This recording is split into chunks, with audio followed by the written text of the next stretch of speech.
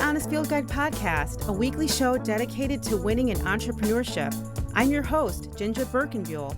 I'm the CEO of Burt Creative, a leadership, brand strategy, and visual identity agency dedicated to helping scale brands and assist with their adaptability with the market. On my show, you get to eavesdrop in on intimate conversation with business leaders and inspired entrepreneurs, designed to give you tips and strategies so your own business can thrive. Subscribe and join me each week for laughter, inspiration, and honest stories.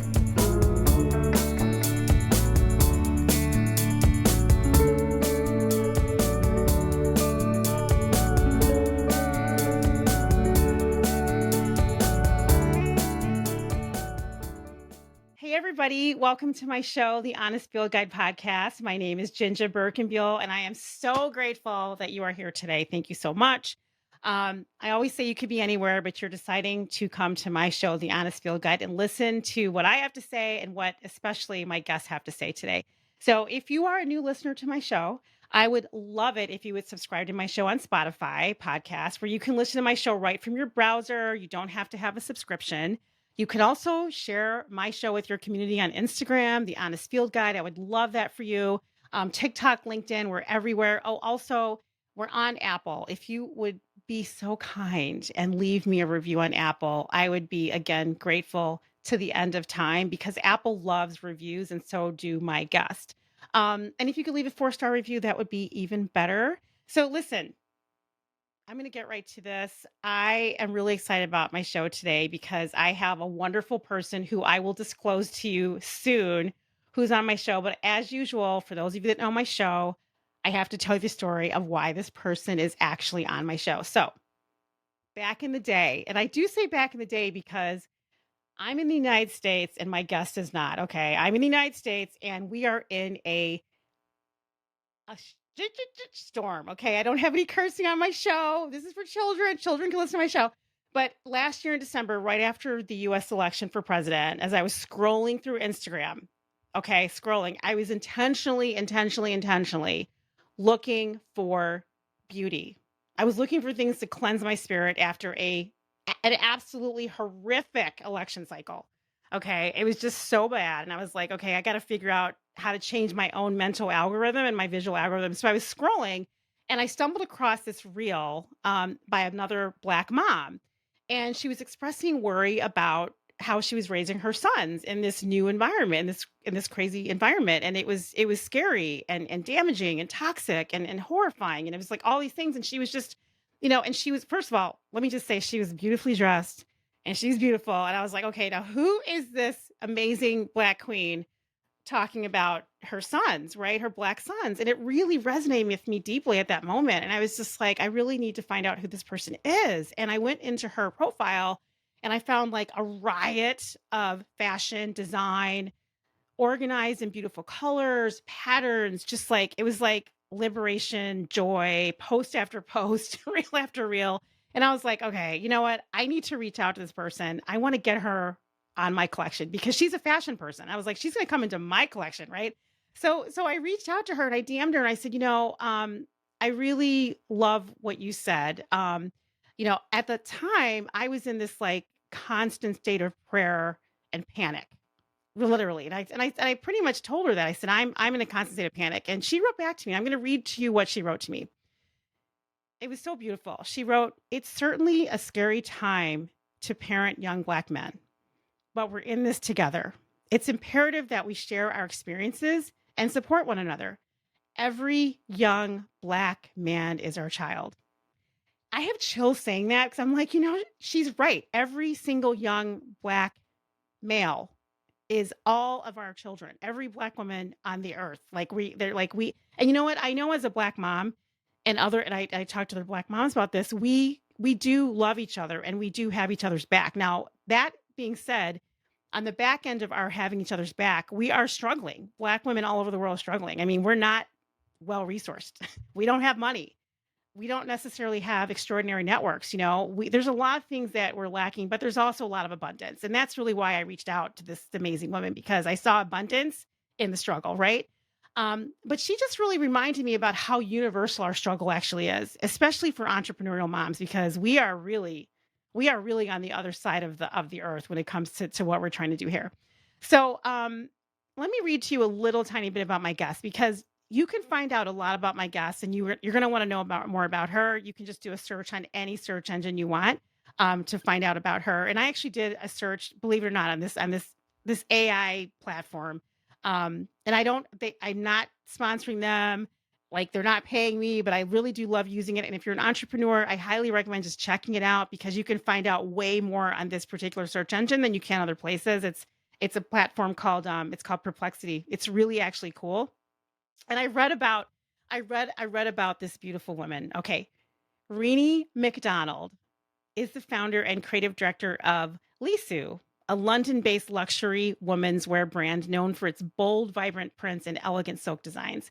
Originally from Tanzania, Rini moved to the UK at a young age, but maintained strong ties to Africa, which continues to inspire her work. Her designs often reflect the vibrant colors and patterns of her homeland, blending them with modern aesthetics. And I want to welcome you, Rini, to my show. Welcome to the Honest Feel Guy podcast. That was just an overwhelming introduction. Thank you so much. What's kind of strange about this world that we're living in is that you're communicating with the people you don't know. And so it's so special when somebody's touched by your words or by my words. And back then, I mean, it's a little different from you because, you're based in London, right? Yeah. And so you were looking at, I don't even know if you were looking. You might not have been looking. You might have been like, I'm not looking at that train wreck. Thank God I'm not there. But this I think we've got train wrecks everywhere. we really It's, oh, no, literally, no, I no, think no.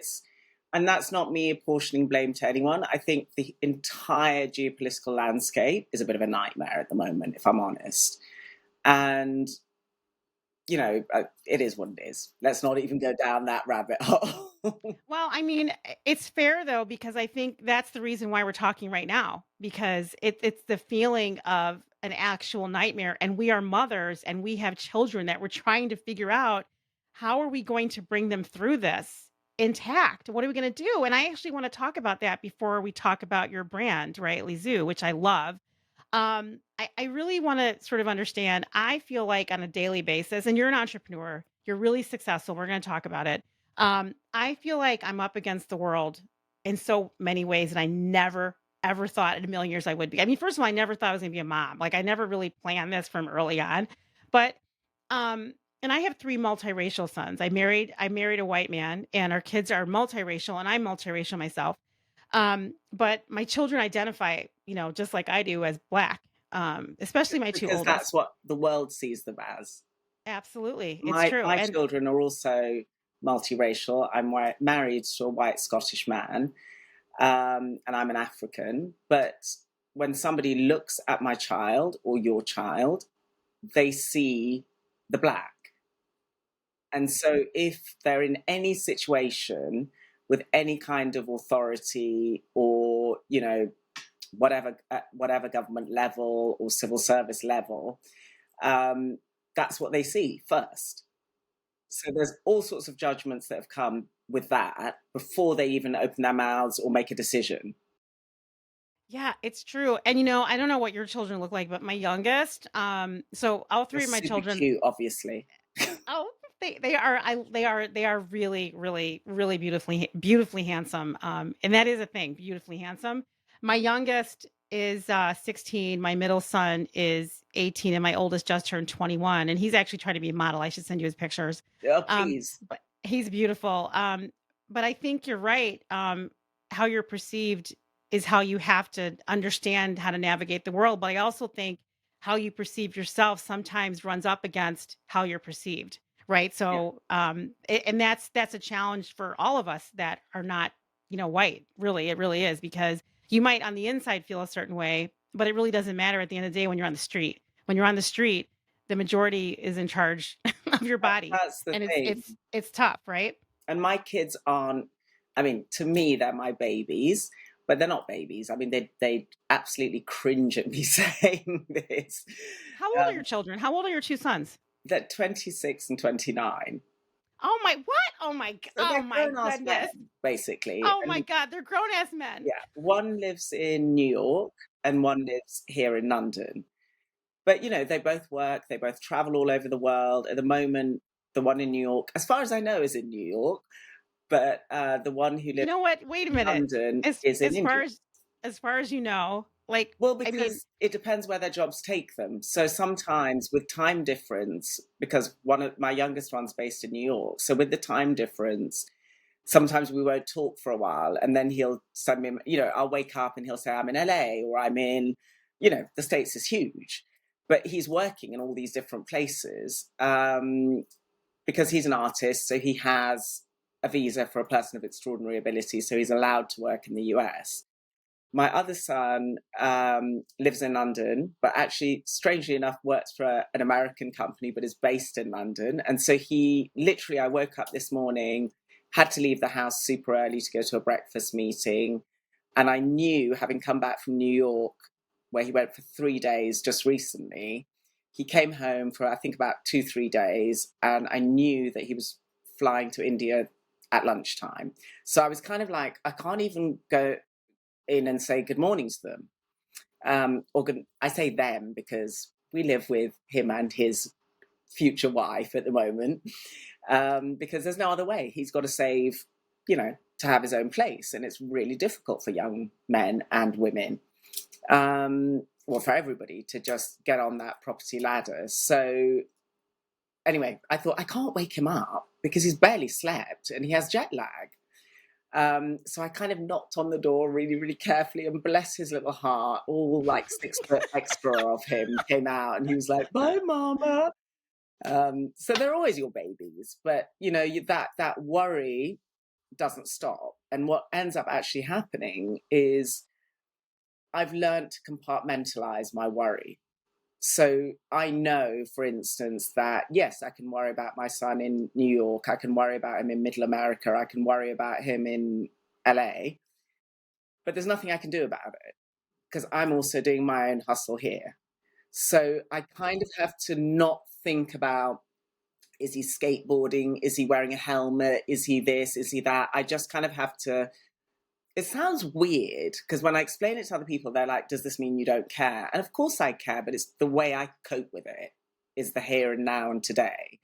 I can't at the same time be thinking of the other one right now in India, where I've never even been, and what he's up to. You can't spend your life going, well, what if that plane crashes or this happens or the other happens? Christmas is my favorite time of year because it's the only time that we are all in the same place. you know, it's so wild because my question was, how are you, building and creating with this feeling, this existential threat thing that's like overhangs us, black moms. And I also love that, you're like, they have their lives, I have mine. They're older now, and then this is what we have to do to keep going. This is how we build our community. This is how we build our family. This is how we build my company, his life, and their life. This is why we're all mothers to other mothers. So if I see a kid that looks like my child or looks like me or is any kind of shade of brown and they're in trouble, it's my duty to help. Otherwise, one day it might be my child that needs assistance, and maybe nobody will come forward for them. And also, their struggle is my struggle, but we can't be arrested in fear or petrified constantly. We do have to live as well. We have to move forward. And part of that is, what you were saying, which was so lovely about the brand, is, I mean, you won't be able to see it, even though we have mirrors and you can actually see my studio. We should have tidied up for you. But we actually have along a beam in our studio, which my lovely team put up for me because apparently I say this all the time. Sorry, going back slightly, I read something somewhere about how every company should have some sort of mantra that is not to do with money. You have to have a reason why you're doing what you're doing. And I kept thinking, what's ours? What's ours? And I just couldn't figure it out. And I came in one day and the girls had done this and said, you say it all the time. And it literally says, joy is our purpose. I love that. I mean, obviously, we have to make money because people need to eat. I can't eat clothes and I can't pay my electricity bill with clothes. But at the core of it, it's about joy through a product and bright colors and patterns and prints and just general joyousness, because we all have this kind of dark cloud above us, but we can't, the only way to get out of that dark cloud is to do something that makes you smile and other people smile. I love that. That's so beautiful. And there is definitely a dark cloud. And I feel like you really have to find things to look at, things to listen to, things to eat, things to wear. You have to find your Um, pocket of joy, whatever it is. yes, perfumes you put on, whatever it takes to keep moving forward.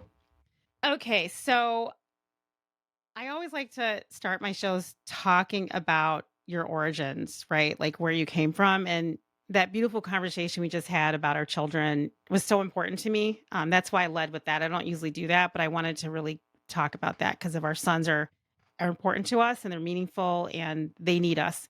They need all of us. But I do want to understand more about you, right? So I want you to take me back to when you were really little, if you can. I want to hear a little bit more about your upbringing, your creativity, where it came from, where you developed it. And I want to understand how your family responded to your creativity because I think you were born this way. I don't think this came like later in life. I feel like when I look at your fashion, when I look at you now, when I listen to you speak, that you have always had a critical thinking mindset. Thank you. That's very kind. It's very difficult, I guess, to look at yourself from somebody else's perspective. So I only know me because I've only ever been me. Um, but thank you for that. That really means a lot. So I am quite an old girl, but we won't even go down that road. No, we're not going to go down age. But I was born a while ago.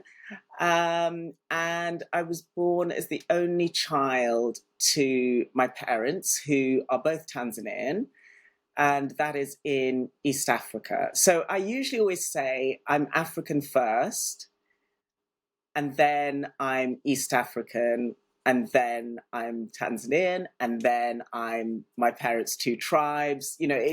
Nobody's just kind of one thing, right? And So what are those two tribes? my mum is from the Iraq tribe, and my dad is from the Chaga tribe, which is one of the biggest tribes in Tanzania. Actually, ironically, they're the biggest meat-eating tribe in Tanzania, and I don't eat meat. So my family, they're freaked out by me. Everybody thinks I'm a bit weird. Not the younger generation, the older generation are all a bit like, "What do you mean you don't eat meat?" Exactly. Yeah, it sounds like my mom. Like when I went vegan for 2 years, she was like, "You're not gonna eat chicken? Tell me What's about wrong with it. you?" She Yeah, would throw chicken in front of my plate all the time. my I'm like, "I'm not eating it." grandmother, my paternal grandmother, God rest her soul, used to secretly, like, literally pull me into cupboards and try and feed me liver and offal, which, if you don't eat meat, is pretty gross. So, but because she thought it was for health reasons, so she would just be like, secretly, I won't tell anyone. And out of respect, I would have to swallow it whole. Yeah, that sounds gross. So I I'd can't just be handle like, it. because I couldn't say no, No, it's your grandma. because in her mind, she was giving me a treat. It's your grandma. It's your grandma, It's your exactly. grandma. You You can't say say yes no. to your grandma. One day I'll be someone's grandma and they won't be able to say no. Hopefully, knock on wood. I know. I'm praying for that too. But really, though, were you drawing pictures? I mean, were you doing fashion? Like, were your parents entrepreneurs? Like, what was going on when you were really little, and then when So you, my before you left parents for Europe? both worked for the United Nations. And actually, going back a second, I actually recently discovered through my uncle, who was looking into our family, because obviously in Africa, there's not many records going that far back. But actually, Moshi is not even my original surname. If I were to tell you my whole name, we'd be here for an hour. And it turns out that my dad's side of the family are descended from Ethiopian Black Falasha Jews. So some went to Israel, some came down to Tanzania. So I am, in fact, half Ethiopian, half Tanzanian, Jewish, Christian, Catholic. I mean, I've practically ticked all the religions, and Tanzania is, I have Muslim relatives too. So I feel like I've just encompassed everything. So did you just find this out? I mean, what Yeah. did you do a DNA Well, search you or what can't. like DNA searchers, like if you're African, that's really not going to do much for you. Essentially, we all started in Africa. It's the cradle of civilization. So, how do you go beyond that? And it was my uncle who has retired, who just started doing all this research and was trying to sort of write his life story and trace where the family came. And obviously, his memory goes further back. And then when he talks to elders, theirs goes. So it's this sort of oral tradition, if you like. So everything goes back, back, back, back, back until he found, suddenly he found this out. And it was all to do with the name of our tribe. And we're also in Tanzania known as the Jews of Tanzania. So he was trying to figure out why that was. Because we come from, a tribe that is full of business people, entrepreneurs, PhD holders. There's a lot of firsts within our tribe in that way. So yeah, that was my parents, but they basically both were diplomats. They worked for the United Nations. My father worked for the Economic Commission for Africa. My mother worked for the International Labour Organization. So a lot, I grew up very much with getting home and my mum would be like, oh yeah, there's a one-armed man in using your room, you'll have to sleep in our bedroom because a one-armed what? man Oh. or woman, My goodness. whoever, because my Oh. mum, part of my mum's job was working with the ANC. And so when she couldn't give them money and there weren't funds, I mean, she was the wrong person for this job, way too emotional. When she couldn't give them funds, she just couldn't bear it, because if you're a farmer and you've lost your arm and you've got 6 children, that's it for you. Like, how are you going to earn a living? And so she'd be like, oh, just come and stay with us. Wow, she's very generous. So they'd just come and stay. And we would just be like, that was just normal. That you'd just be like, yeah, okay, sure. Yeah, I mean, so you grew up in a it sounds like a family of, a lot of generosity and gratitude and service. Yeah, very much so. And that's why they wanted to work for the United Nations. And that's why they wanted to be based in Africa, because they were like, I mean, my parents elected to be in war zones. So did you live in one? Oh gosh, so much of my childhood was lived in war zones. Which So, I'm wow. smiling. I mean, it wasn't funny, but No. it's just a part of my life. And I think it's just that rich tapestry that makes you who you are. And the reason that I now live in London was because there was a war where we were living and people were being evacuated and they started to close all the schools. And I was at the American school. So I already spoke Swahili at home with my parents. I spoke Amharic, which is spoken in Ethiopia, and because we were living there at the time. And I also spoke English with an American accent. So it was a real mix, my voice, because all my teachers were Americans. But of course, when the Americans left, suddenly we had no school. And I was homeschooled for almost 2 years while my parents still held down full-time jobs. So I learned very early the discipline of working by myself, because you couldn't leave your house. You couldn't, even when we did still go to school, sirens would go off in the middle of the day and immediately you had to go home. Everybody had to go home because the guns were coming out then. Um, and as a kid, it's like kind of exciting. I mean, like, I don't know, if I'm lying under my bed playing Lego with my mum, great, with a torch. I'm not at school or whatever, it's just, you don't know anything different. So it is what it is. I mean, I'm riveted because I'm just picturing you. I literally what you just painted is a movie to me. I didn't grow up this way. I'm just imagining you with your mother, under the bed. You just described the scene playing Legos and everything seems joyful with the noise going on because your mother has you in a place of safety and she's not letting you let your childhood go because of what's happening around. I mean, within the scope of this life you were, coming up in as a young girl, where in the world would art or creativity or colors or fashion or anything that would spark your imagination, where did it come from? Did you have it then or was it sort of something that came later? I think a seeking of joy, literally that. So my mum was, because obviously we had no shops, we had no anything. So my mum was this most incredible human being in that she, was a diplomat, super intellectual, quite hard to have as a mother, actually, looking back. Grew all our own vegetables, baked all our bread, um, made the curtains, made all of our clothes. It literally kind of, she was practicing. I'm surprised she didn't make the furniture as well. So she was always sewing. And, no matter what was happening, and I would just be like sitting at her knees underneath, just listening to this, because obviously no electricity. So she's tapping her foot. So it's a real sound and making clothes. And so by the age of 5, I literally was kind of like, oh, there's a birthday party. And I was like, okay, so let me tell you how this is going to be, Mum. I want, for my first look on arrival, I would like this. I didn't know this was a job. When I arrive, I want this for the first, second outfit. Third outfit, when they cut the cake, if there is cake, I'd like this outfit. And then obviously I have to have a leaving outfit as well. So my poor Wow. mother was just like, She's Jesus like, Christ, what okay, have I how many? created? She's a monster. But the thing was, my mum was like an original fashionista because she was always like, my mum never wore a trainer. She never wore, she was also 5 foot nothing, tiny. So everything was heels. Even her indoor shoes were heels. Like it was always, you knew my mum was coming down the corridor because it was always click, clack, click, clack, click, clack, really quick. No slowness at all, which one of my team members who's here will recognize that because I do run around like a, Tasmanian devil all the I love time. that. I don't know how to do anything slowly.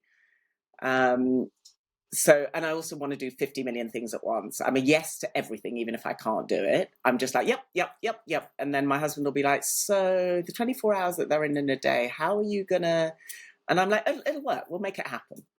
I love that. And so when it comes to what your mom was making and sewing, where did she get the material? Because you said you couldn't leave and there was war going on. So what was it like to watch her? I feel like when I was a kid, my experience with my mom, and I love cooking and baking. It's something that brings me a lot of joy. My remembrance with my mom and my mom's still alive.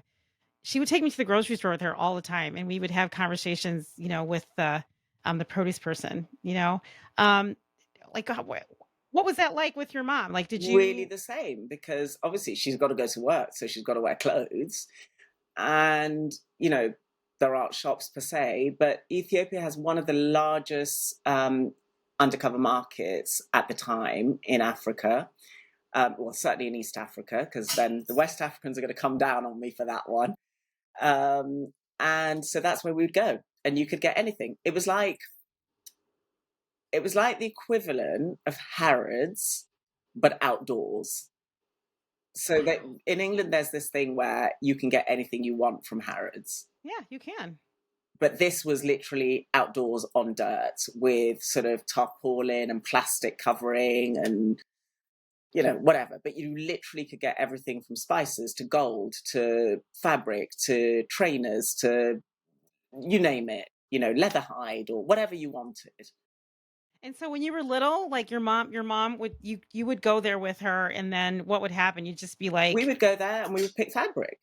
And I'd be like, I wow. like this, I like that, da da da, this could be for this. And my mum would be going, oh, that I could use that for work. And, you know, I didn't want to twin with her because, I'm my own person. So we could have the same fabric, but we could never wear it at the same time or to the same occasion. I love that. And so it's really interesting. A lot of times when I talk to entrepreneurs and founders like yourself, I always love hearing the stories of their really early childhood because it's like everything that happened then has such a huge impact on today. Like, for example, when I was talking to Viet Nguyen, he wrote a book called The Sympathizer. It won a Pulitzer, and he's an author. And he's his family, they came to the United States as refugees from Vietnam. And I remember asking him about his his parents, who were business people in the United States when they were here, they had money in Vietnam and they came here, they brought some coins and they still continued to make money. They all his life he saw them working. And it was so funny watching it dawn on him that his discipline and prowess and his vision and his ability to write came from watching his parents run their businesses, and he was really little and he was like, wow, I don't know if I would be where I am today if it weren't for my parents' entrepreneurship. And what I hear in your story is that your mom was born during a time where she couldn't really be an entrepreneur, but maybe she could have been because she's at a sewing machine making clothes for herself and for you and for, maybe others. And that's a business. I mean, it may not have like operated like yours does, which we're going to talk about in a few minutes, but like you grew up watching someone work really, really hard at home, doing something, making something with their hands. And that's priceless, right? And also facing adversity at every turn. So, for me, when I walk into a room or into a situation and someone says no, I just kind of think, no, there's got to be a way. So, my, seamstresses and factories that we deal with, everybody knows that I'm like, impossible is not a word. There is going to be a way. It might take us a while to get there, but if we really focus, there's going to be a way to do it. Because if you start seeing impossible, then what's the point?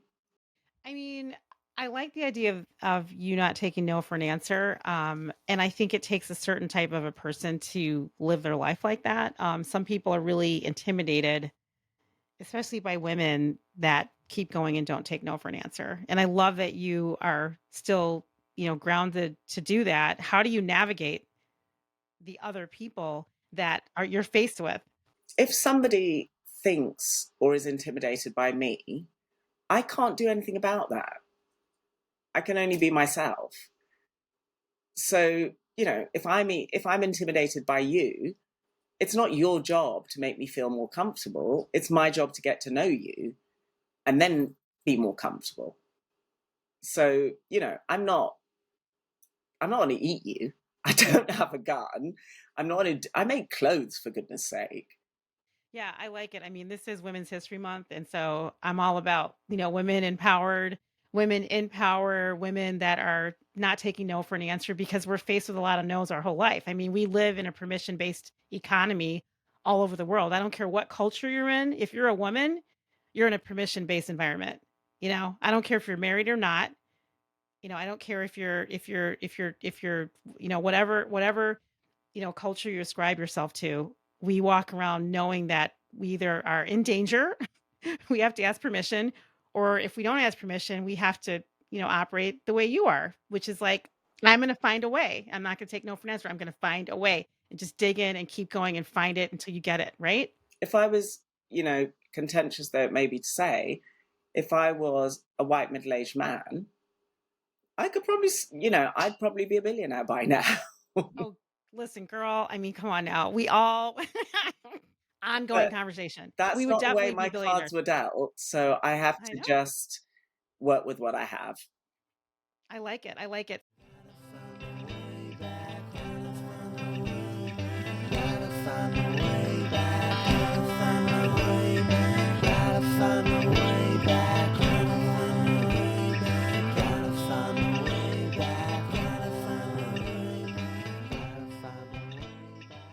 So, on to a different topic within, your space. So, this is a direct question, okay? Because I am a Black American woman. I am not African.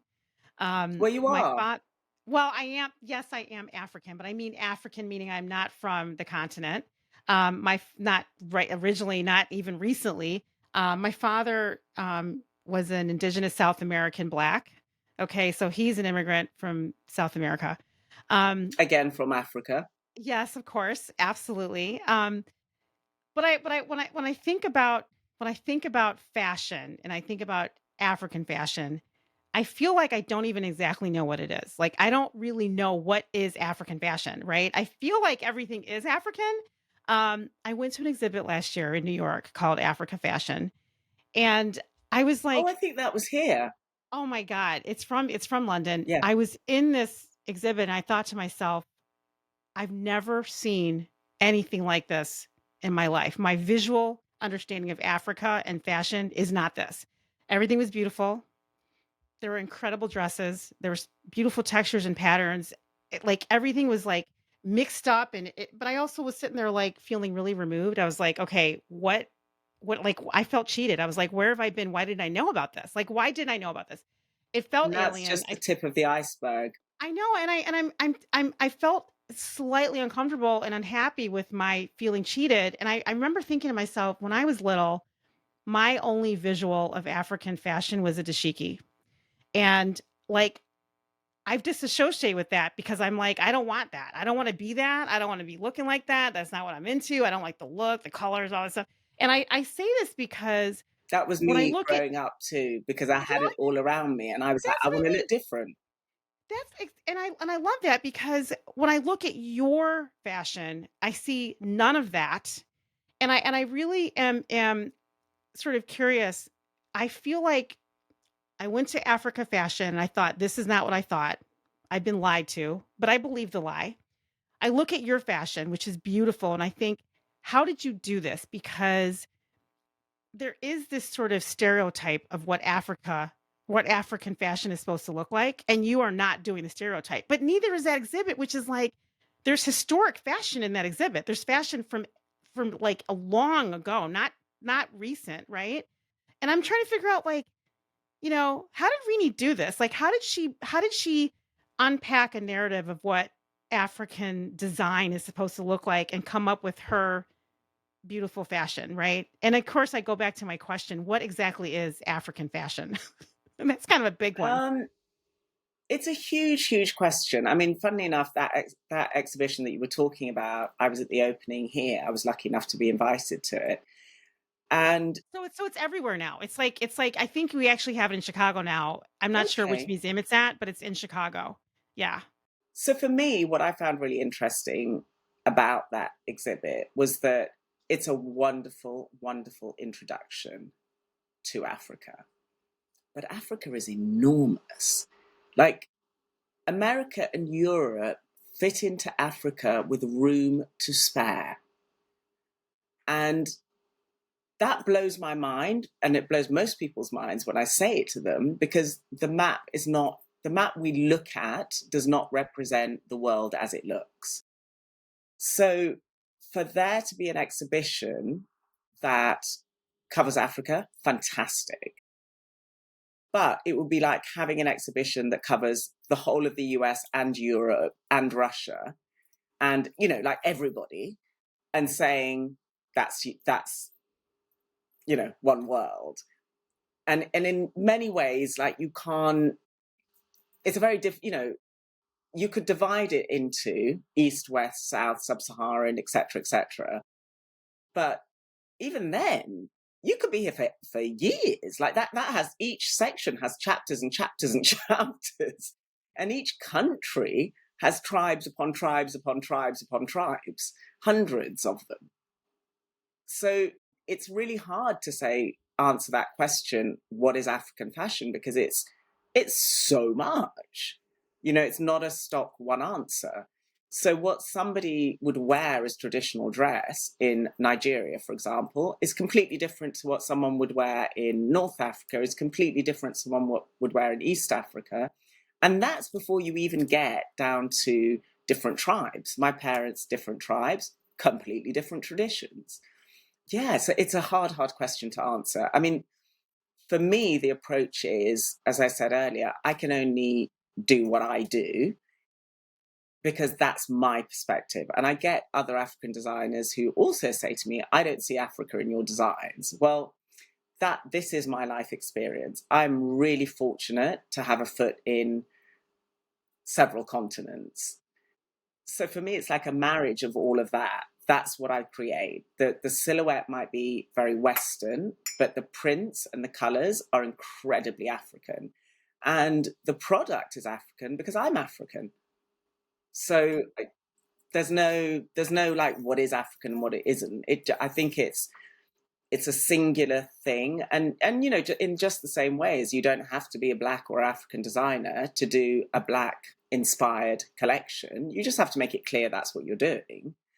But I might one day do a Japanese inspired collection, but you know, I'll go to Japan, I'll do my research, I'll find somebody to help me navigate what may be offensive, what may be, you know, all of those things. I basically will cover my ass.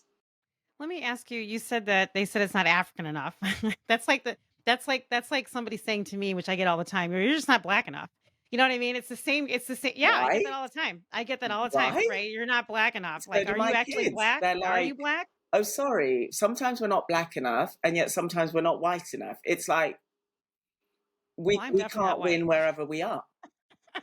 It's true. I mean, it feels like that. I'm curious because you said that like the people are like, "Where's the African in here?" And I think it depends on your perspective because when I look at it, I do see African in your designs, right? And one of my questions around that is, um, why has it been so hard for African? And I know you just said you can't define African fashion, and I understand that because it's just like saying, every black person knows every other black person. No, we're just too big of it. We're It's like everywhere. We're describe US fashion. You exactly. just I couldn't do it exactly. in one.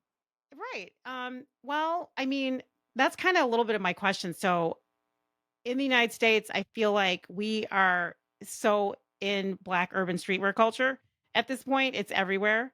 And I want to understand why hasn't, African fashion, for lack of a better way to describe it, why hasn't that broken through to the extent that black urban streetwear has? Because black urban streetwear is like, not only is it everywhere in the United States, but it's everywhere, everywhere. Like if you look at any, YouTube videos, you travel to Europe and you just see that everywhere. But I feel like when I look at your designs and your beautiful bold colors, I'm always like, why are people afraid of color? Why are people afraid of, African patterns in fashion? Why aren't more people wearing it? Why am I anti dashiki? You know what I mean? Like what is So it? two simple questions to your original question, which is why are we not seeing this in Africa or coming from Africa, which is lack of resources and lack of opportunity. So to grow into a global brand, it's really hard. You know, it's not, it's a huge continent, but like if you're a kid in, I don't know, I don't even want to start mentioning places or countries, but in the middle of this vast continent, how are you breaking through all that noise when the continent itself has been so exploited for so many years? Your dad's a farmer. Where are you going to get the money from? You know, even for me, saying to my parents, oh, you know, I want to do fashion way back when. And my dad was just like, fashion is a hobby. Like it's a side hustle. If you want to sit in the street with a sewing machine that you pedal by yourself and make made to order, you stay home. We'll save Is that ourselves what some he said? money. Did he actually say that? I promise you, we will save ourselves money and you can stay here. I I love that. It I would love your be dad. like if I'd said to my dad, I want to be a farmer and I'm from hunter gatherer stock. He would have been like, why are we sending you to Europe then? Because we can teach you that for free. So not only are there lack of like financial resources, but you actually have a culture, a family and unit that's saying absolutely not, Not right? So then it's anymore. like Not it's not like that anymore. I anymore. mean, now it's, you know, my younger cousins, they're not that way with their kids because, again, they have social media, they have satellite TV, you know, they can watch the Kardashians in the middle of nowhere. So, That's awful, but I hear you. well, you know, I mean, it and is I what think it is. and I think, that's kind of what I was originally getting at is that, somehow you with your and everybody listening has got to go and see Lisou on Instagram and see the beautiful and even the website, which is let me just pull this. I got to talk about the website. The website is what's the website? I I can have I help have you it with up here. that. It's Yeah, I waiting. had it. So I had it up here. it's lisu.co.uk, and That's that's right. I got it. Lisou. .co.uk. I'm looking at it right now. You have to go there and check. And you have been able to really take, your culture and marry that with what you were told you weren't allowed to do, and then bring in, like I said, Western visualizations and beautiful patterns, and really make it unique. And I feel like, and I kind of understand what some of the people are saying. It's not African enough, because I get what they're saying about that, but I also feel like somebody, some kind of way, somehow has to be able to break through and bring the beauty of this giant continent, even if it's you, even if it's you, to bring it to more of a mass consumption audience, right? The way black urban streetwear has taken over corporate America, for example. And I feel like you've been able to do this, and I want to understand a little bit about your design Can I process. just say So what you've done to me? You've just put another backpack on my back. I did. What do you mean? What do you mean? I'm already, as my family say, you're representing the family. So I already have that backpack on. My grandma used to say, because I'm the first person in my whole family ever to marry a non-Tanzanian, never mind a white man. So my Really? grandma, who was obsessed with my husband, even though they had no common language, she thought he was the best thing because he has kind eyes. And I'd be like, he could be a psychopath for Oh, all you know. she's never said So, that about me. and No one actually, my has ever family told love me him that. more than me. I go, I'm coming home, and they're like, yeah, on your own though. So it's all about my kids and my husband now. But As it should as be, it right? should be. But okay, point already forgotten about what I was Yeah, rambling about I earlier. was asking, your design process. So, um, not even thinking about how you started the company, but at what point did you realize that you had talent? What did you do? What was the moment where you said, "Oh my gosh, look at me. Look I'm at what I'm still doing. I'm waiting. going on." Really? For real? Mhm. But I mean, you had to have had some moment where you had a spark and said, "I'm gonna do this," and then start to do it even though you're still doing it, right? No, because when I started, I mean, I'm not formally trained. I had to go the academia route because that's what my parents said I had to do. And, that was great. I'm really glad they did that because I've kind of done the same with my sons. The day my younger son got his degree from NYU, I actually cried because I was like, my job is done. The rest is up to you, which was my dad. He said, whichever comes first, your first degree or 21. That's the gift to you, your I education. The love rest him. is up to you. Which of course it has had to be up to me. I mean, as it turned out for me, it really had to be up to me because I lost my mother young, and unfortunately, my dad, and eventually I had a sibling, but none of them have lived to see this point of my life. Um, and obviously, I didn't expect this point of my life because this came much later to me. So, you know, I started in my late 40s. So the company is still very young. And it was really being pushed by my younger son and then my elder son and then my husband going, you've been talking about wanting to do this for years. When are you going to do it? Just get on with it. And I was like, do you know what? They're right. Like, what's the worst that could happen? Sorry to quote Dr. Pepper, but what is the worst that can happen? And when we opened our first shop, I can remember my older son kind of taking me into the changing room, and we've been running around like idiots. My best friends were there. Everyone was scrubbing the floor. We were running around like headless chickens until 10 to 6, and we were opening at 6. And literally 6 o'clock came, and we were like, okay, and breathe. And in that craziness, my eldest son took me into the change room and he shut the curtain and he just grabbed me by the shoulders and he said, look, whatever happens, you've had a shop and no one can take that away from you. And I don't have a shop anymore, but my God, we had a great time having a shop. And that can't be taken away from me. So it's all just, you know, every bit is bite-sized chunks for me. It's a day by day thing. And anybody in any industry who is an entrepreneur will know that in this climate, who knows what's going to happen tomorrow. Yeah, it's getting a lot harder to make money, I'll tell you that. I want to ask you about the ownership mindset, because you opened a shop, your family was behind you the whole entire way. Um, and, you were in your late 40s, which I find beautiful. I'm like, "Wow." I mean, it inspires me. It's like, "Okay, we still got time. Still got We've time, still got got time, still got loads time, of time. My still got time." team Okay. are all 20 nothings, as I call them. I love And it. they're I like love my it. children. She's laughing, and they're like my other children, you see. Yeah, yeah, I love it. So ownership mindset. At that time, did you were you thinking about creativity, or were you thinking about ownership, building generational wealth, and having something for, like, economic freedom? Like, what was happening when you did that? Or were you just flying by the seat of your pants? Flying by the seat of my pants. Really? I'd never run a business. I didn't know what I was doing. I mean, literally, if there was video footage of my first intern, who is still with us, if she were here to tell you some of the crazy things that we did in the first few years, because both of us didn't know what we were doing. We were running around like headless chickens.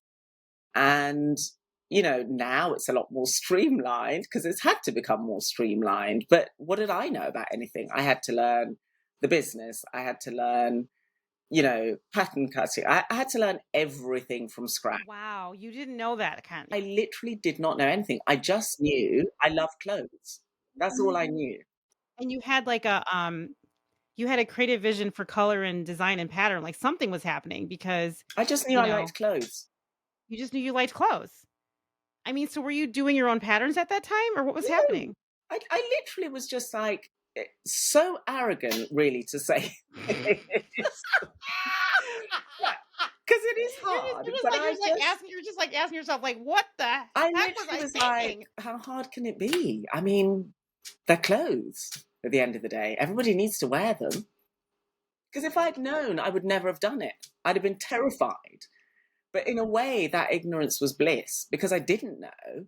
I was just like, "Woof, off we go on our merry way. This like get up another day, and it's really exciting because every day is different, and I don't know what's going to happen. I'm going to open a door. I don't know what's behind it, and maybe I'll have to shut it real quick."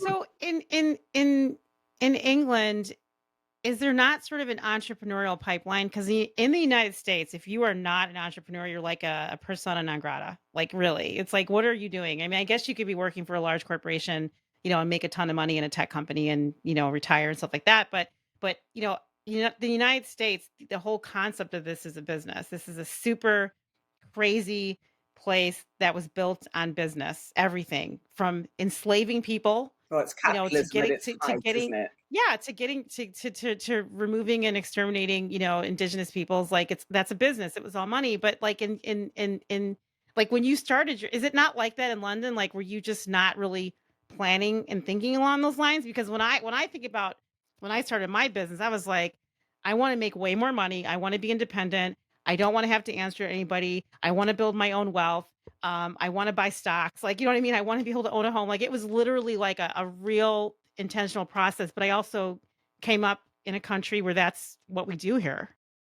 I mean, I travel a lot, so it's Okay. not exclusive to any particular place. I think wherever you are, everybody's hustling, aren't they? Everybody's doing their best to just make their way, whether you're a woman on the side of the road selling tomatoes and you're just hoping to make enough to feed your children, or whether it's you or whether it's me, whoever. We're just all trying to keep it going.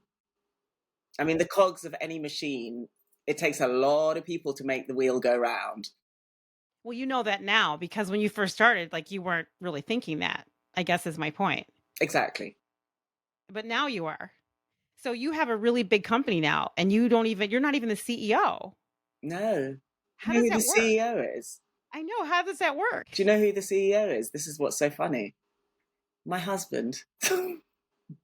I love it. So, but you have a really big company and you're able to, I love the you way you said you don't keep saying I have a really big company. I love that. Say it well, again. I mean, you have a really big company. I mean, I looked at your website. So, You have a you lot know of what, Ginger? Do you employees. know what you're doing for me right now? What am I doing You're for you? making this one girl that I've got here right now.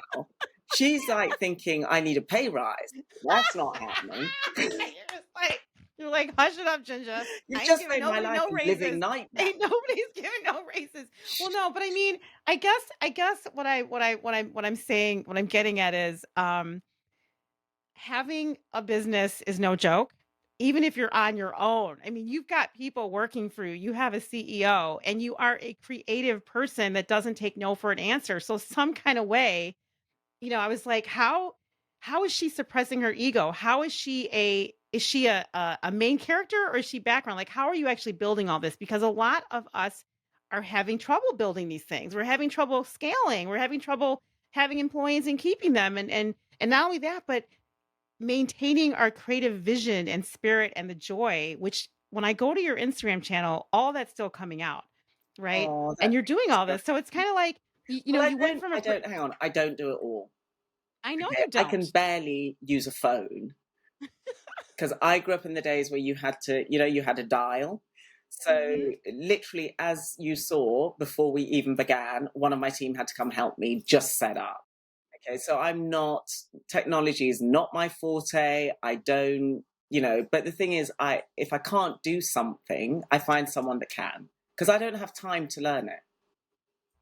And if it's in my wheelhouse, then fine, but there's a lot that's not. It's one thing being, and I really was pushed into being the face of the brand. It's not what I wanted at all. I wanted to be known for the work that I do and be a background character. Unfortunately for me, it's not the world we live in anymore. And so I got pushed into the position. It's not something that I'm like, oh, it's all about me. I mean, in my head, I'm the main character of my life, but you're the main character of yours. Every single person is. So it's the same as if, somebody works for me and they go, oh, Rene, we're really worried. We've got to talk to you. We just had this recently, actually. And everyone in the team knew except for me. I was the last one to find out. And, because she was nervous. And I was like, why would you be nervous? Like, I want you to grow. You're like my little chick. I want you to fly from my nest. And the better you do, the prouder I will be because you started here with me in the same way as I started with my mum. And then I had an amazing sewing teacher at boarding school in England who literally really believed in me. And I didn't sew, I promise you, more than a pin cushion in about 7 or 8 years. Everybody else was making dresses and all sorts, but there was something in me, and I don't know what it was because I've never reconnected with her, and I fear that she probably isn't alive anymore. Um, that she just saw in me. I don't know what it was because I didn't do anything. I just messed around a lot. But I always wanted to read the magazines, and I always wanted to, um, do silly impressions. And she would always say to me, Rene will open my shows and she'll close them. And that was my favorite thing. I love that about teachers. I mean, I had a teacher like that in college too, who, she saw something in me and she's the reason why I went through art school because she backed me.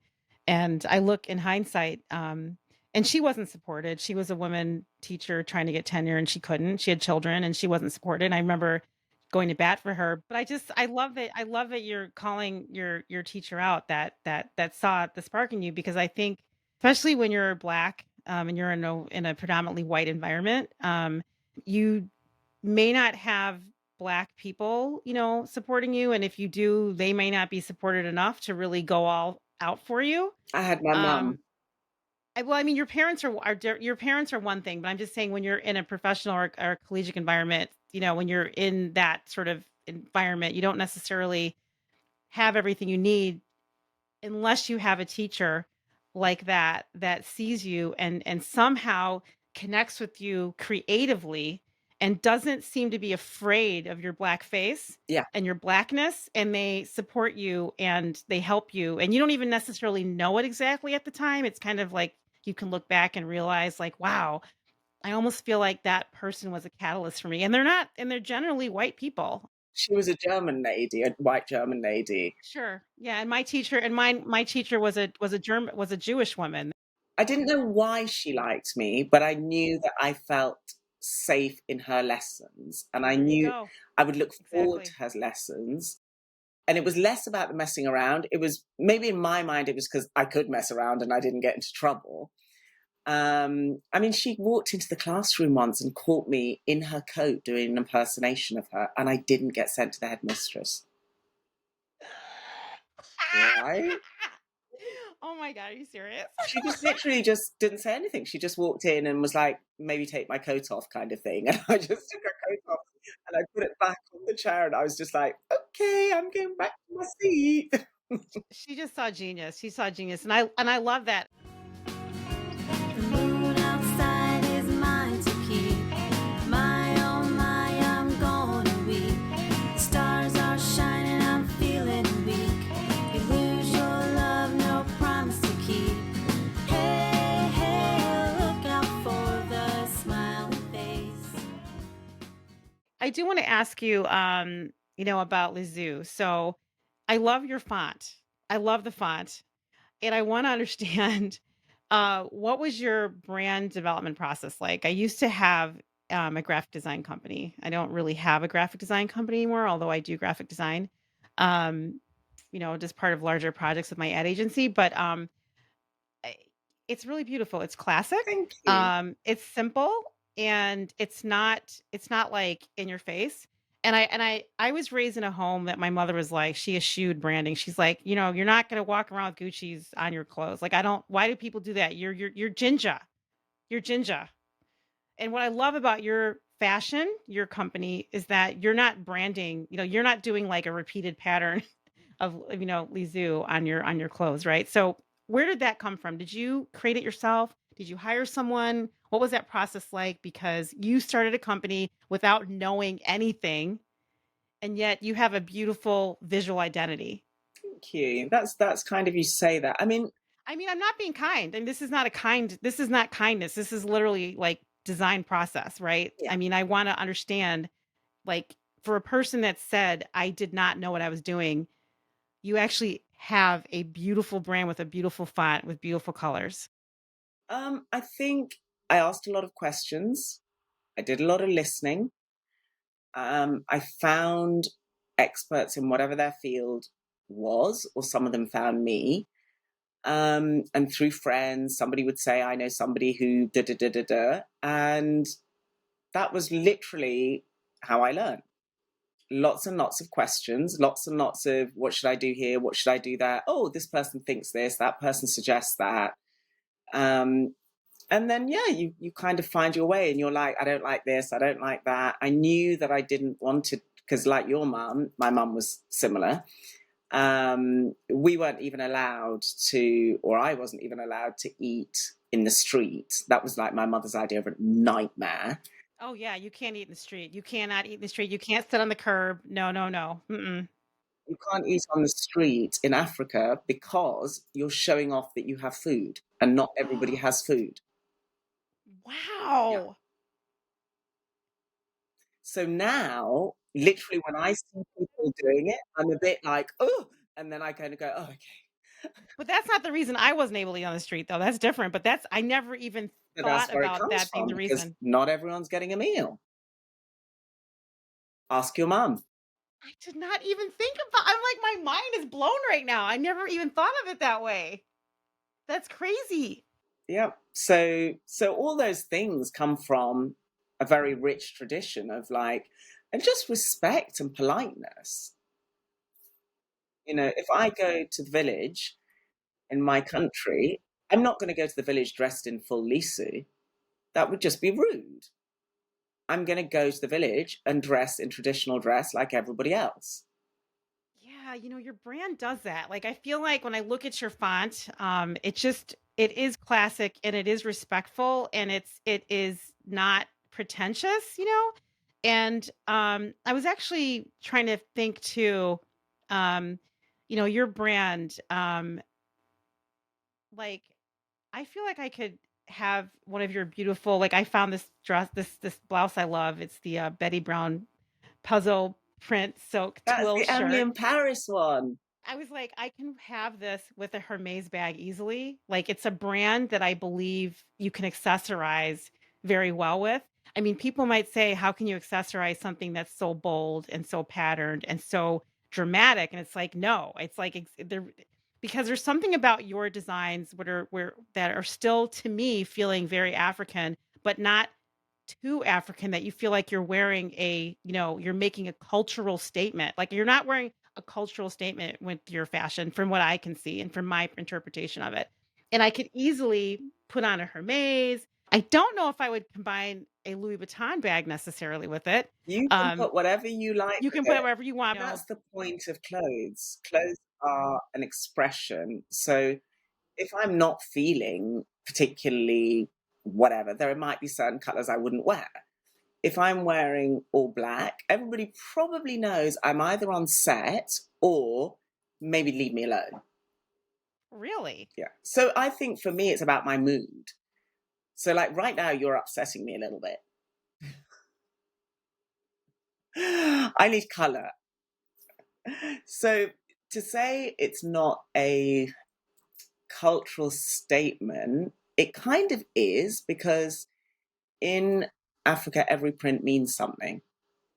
Okay, tell me about that. So all of my prints have a meaning. They don't just come from, that's why I draw them myself.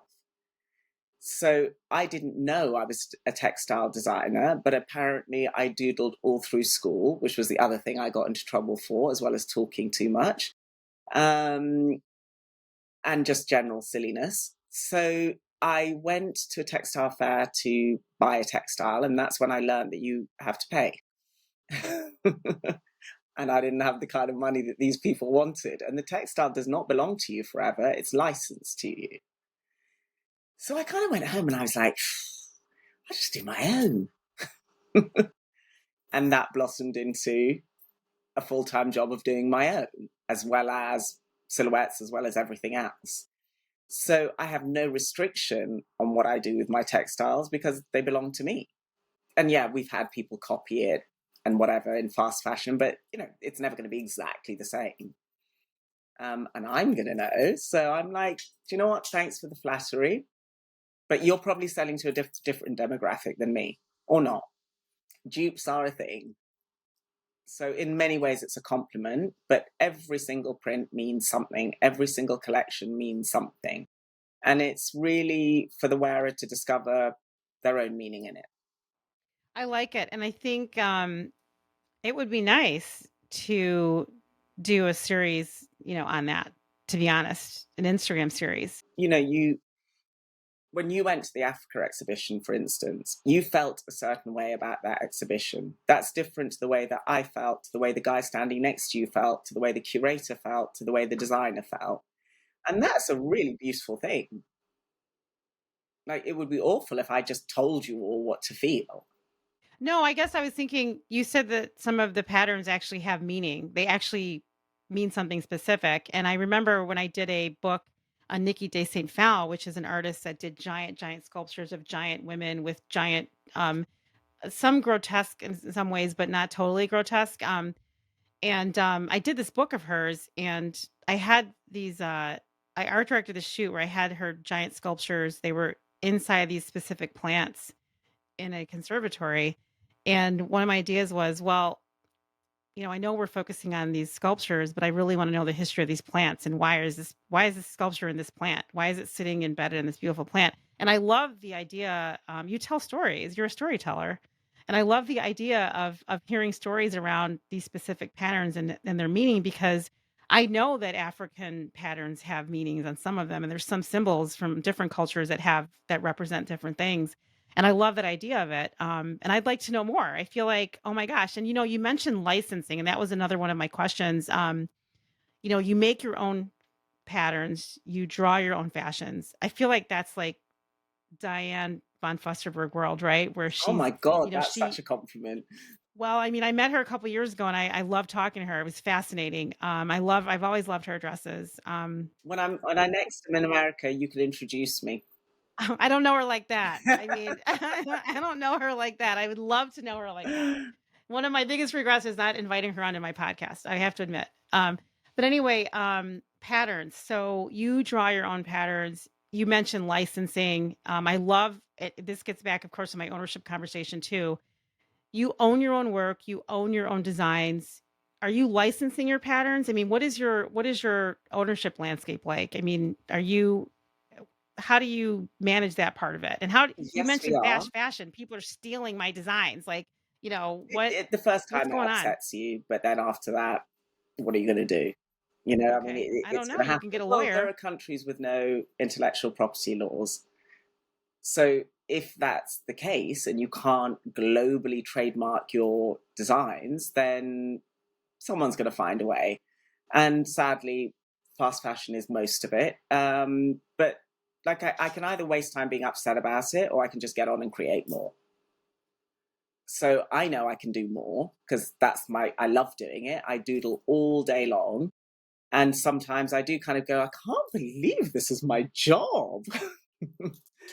But yeah, I mean, it is what it is. If people copy it, I would prefer they didn't, but there's not much I can do. People do it all the time, from big brands do it, from tiny independent designers. Really? Yeah, I may have said too Okay, much. Now I'm going to get cancelled, Ginger. wait, don't get canceled. Don't Stop get canceled. it! So You're wait, making me so say wait. things I shouldn't be saying. Are you licensed? But are you able to? Is one of your visions to license your brand, or do you not do that? License your pattern. I mean, if I go into a pattern shop, will I see, you know, Rene Macdonald? No, we wouldn't do that kind of licensing. It would be, well, yes and no. So it's a kind of complicated question. So we have done licensing deals in the past. Obviously, they'll expire after a certain amount of time. As we go into different categories, that's the dream. Because I love if, this. say, I don't know, give me a big American brand I can't think of off the top of my head. Oh, a Say, big say American Adidas, for instance. Adidas. Are they They're not an American brand though, aren't Okay, they? but they're a global brand. Let's They're a just say, global brand. take them as an Global brand. Yeah. example. Yeah. Saw something of mine and they were like, we love that print. We want to use that print. We love her designs. And they come to me and they say, we want to license this print off you. I'm not going to say no. Yeah. Got it. Like, Yeah. that would be And an idiotic thing to say no to. yeah, I like it. I mean, again, I feel inspired by this conversation because you have so many assets available, to do so many different things, besides licensing. I mean, I've always been obsessed with patterns. I love patterns. And back in the day, I had this vision. I'm like, oh, I want to be a textile designer. I love drawing patterns, but it's a whole level of crazy that I could never do it. It's a different brain, and I'm No, excited and impressed I don't think you're right, actually. I mean, you're clearly a for me, creative. for me. Yeah. Yeah, but I didn't know I could do it for me. That's the point. Well, that's right. You did say that. You did So say that, like, you were just, like, jumping into, that's like, why down a I rabbit think hole. just try everything, Try I everything, mean, yeah. within reason. You want it to be legal. Nobody wants to be in Yeah, Rikers legal. or Wandsworth Prison, but You're so funny. that's not a one-way Wait, let me ticket just I would I know that's like. that's that's a mom talking right there, Yeah, like, I what don't you want to just be told me. I don't want to be that That's mom girl. talking. I know, I love it. So let me ask you something else, like, what kind of designer are you? Are you the kind of designer that creates things out of thin air? Just by, like, walking around in life and things just come out of you? Or do you actually have to open books and listen to music and go to museums? Like, where do where how does that process work? I'm the kind of designer, Rini, I have to look at stuff. Like, I actually have to be intentional. I gotta be like, "Okay, I'm sitting down to do this thing, and I'm gonna do it. I'm gonna read this book because I need help to be inspired to write this thing." Like, what kind of designer are you? It's very much a little bit of everything, but it's very much from my gut. So it depends, collection to collection. Sometimes I may be sleeping and I dream about something and I will literally see the entire collection. And so I sit up in bed, and my poor husband is like used to sit hearing scratching noises, which is usually me drawing. And he's like, really? And then I'm like, okay, let me go to the bathroom and just like, because I'm worrying about forgetting, and then I'll go back to sleep. And then in the morning, it makes no sense. But at a certain point in time, I'll see something that will bring back that memory. And, it's a really difficult thing to explain. And it's, as a But you're result, in it. it's a But you're difficult but you're thing to teach. but you're in it though. Like, it's like I feel like you're in your full bloom blossom aura energy of creation, and you're just in it right now. Like, I've had moments in my life when I've been like that, and it's something to behold. You're just like, you're so encompassed and surrounded, and it's really wonderful. And if you can I'm just in my maintain that, bubble, that's and what I my bubble mean. is very Yes. happy. I know. It's I like love that. And I you said you can see in our studio, and if you look sort of behind, kind of what looks like above my head to me right now, we have glitter balls everywhere. You have what? Glitter balls? What are What's a glitter glitter balls ball? called in America? Glitterball? They're like, the dance, the 70s, John Oh, disco Travolta. ball. Disco Disco balls, ball, that's it. disco ball, disco So ball. we have disco Glittables. balls I like glittables though. That sounds better. everywhere. I have them in every room in my house. I have them in the studio. I'm obsessed with them. I'm surprised you don't have them on your ears right now. I would if I could. I But hope you're I like generally anything that is shiny. And to me, I cannot look at a glitter ball and be unhappy. I love that. I love it. I think that's really cool. I want to ask you another couple questions. One of the things that I really love about your brand, which I'm shocked because I'm like, fashion, fast fashion, sustainability. And sometimes I'm like, do people really care about this? Because why aren't more people doing it? You're doing it. So you have 9 tenets on your website related to sustainability. Your site reads, "We're focused on becoming a zero waste brand." Which we're already And at you for have silk, what's that? which we already are at in silk fabrics because all our shirts are 100% silk. So we've already got to zero waste in that, but now we're doing all the other fabrics. So we use up the small bits from each collection and we literally sit around. They're not all my ideas. And we will do scrunchies and we will do Christmas decorations and we will do, in fact, we've just done bags with one of our fabrics. And then we go into dead stock, which is basically all the rolls that you have left from previous seasons. And we'll make different things out of them because, first of all, the factory don't want a pallet full of rolled up fabrics. They don't have the storage for that. So they love you when you do that. We don't have the storage to keep them here. So yeah, we're just constantly sitting as a team and just saying, right, this is how much fabric we have. What can we make out of it?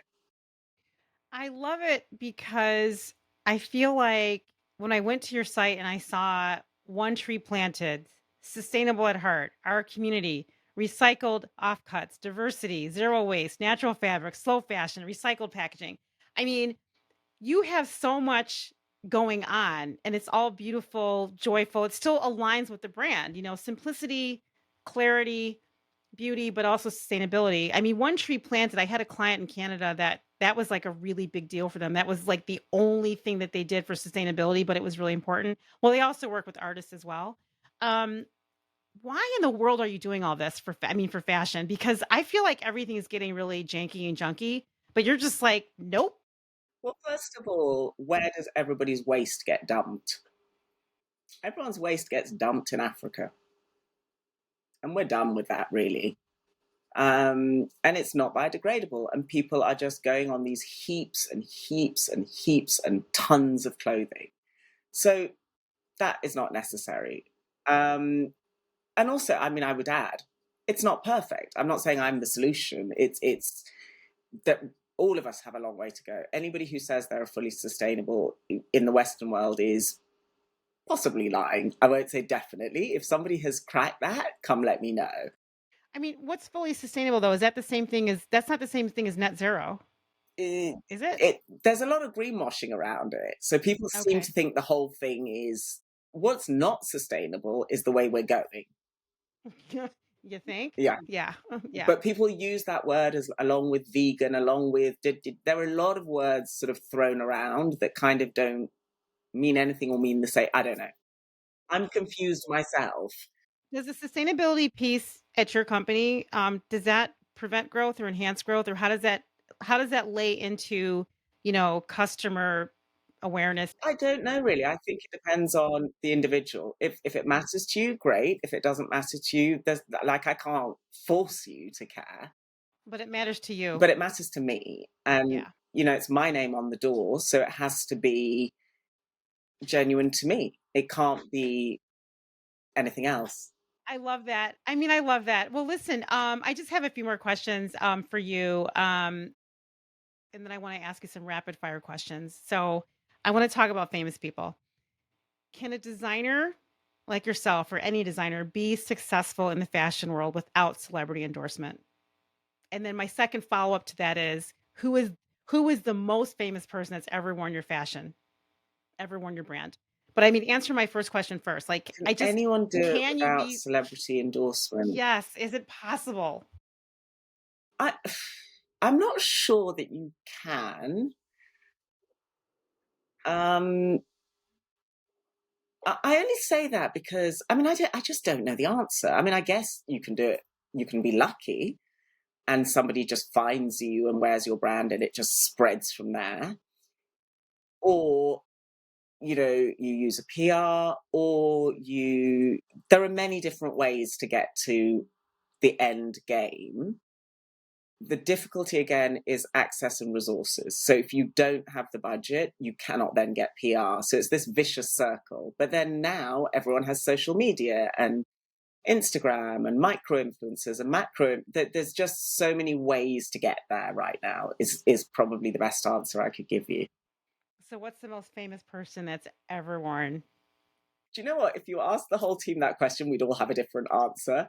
So we literally have around the studio a hall of fame of different people. How about this? What person would you love to see in your brand? Oh, easy Just give peasy. me one. Easy peasy. Who? I've got two great ones. Michelle Obama, Oprah Winfrey, Rihanna, Beyonce. I mean, I'll take them all. I'll take them all, sis. Can I ride with you? I know you still remember running wild with you. That was long ago. Everywhere people care.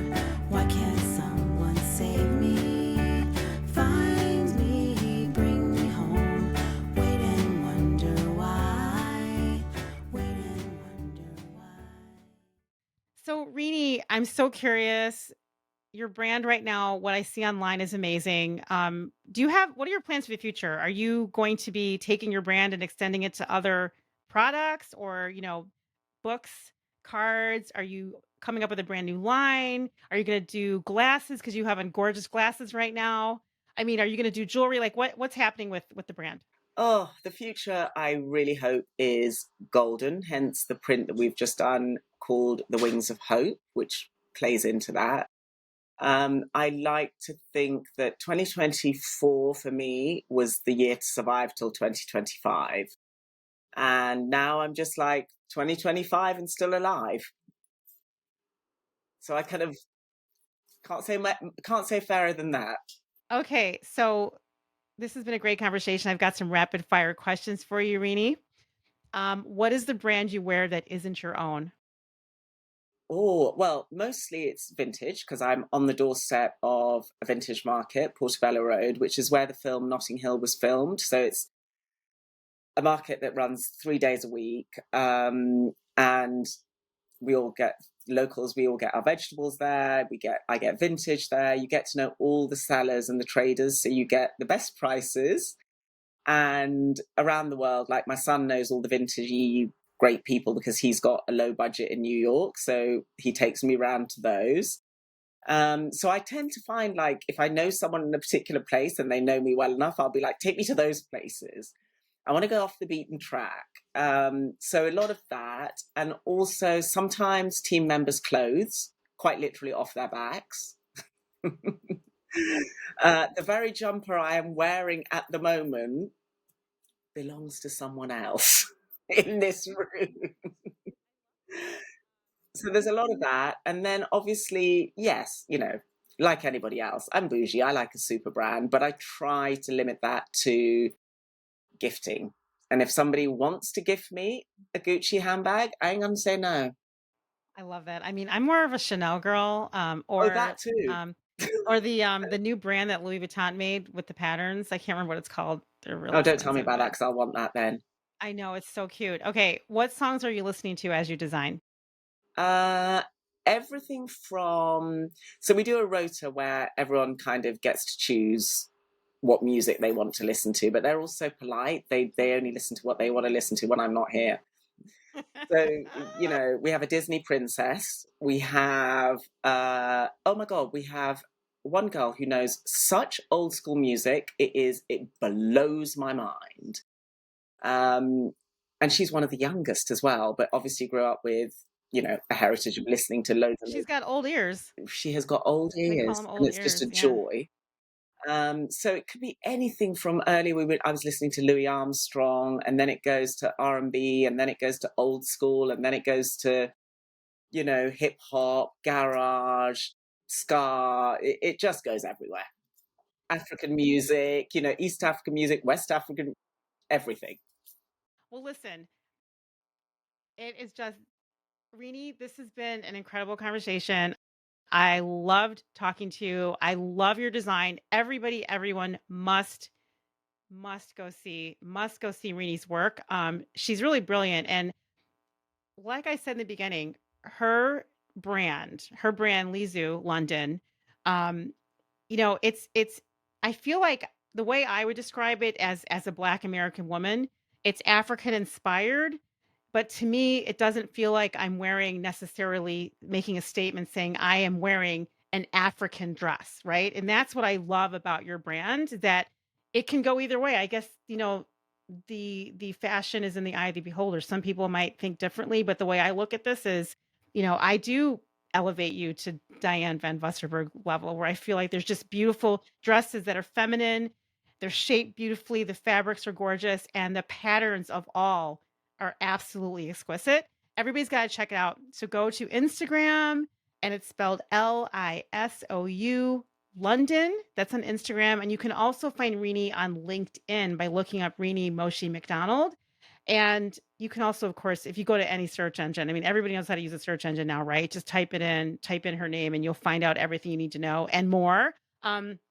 I want to thank you so much for joining me on my show, the Honest Field Guide podcast. You're so welcome. It's been just an absolute joy. And when I get to Chicago, I'm moving in with you, and you won't like Yes, that. I will. I will absolutely love it. Believe me, I will. Because we now do know each other. We like really that. do. We really do. So thank you so much for joining in, everybody. And My pleasure. Thank you for having come me. along next time, and have a great one. We'll see you soon.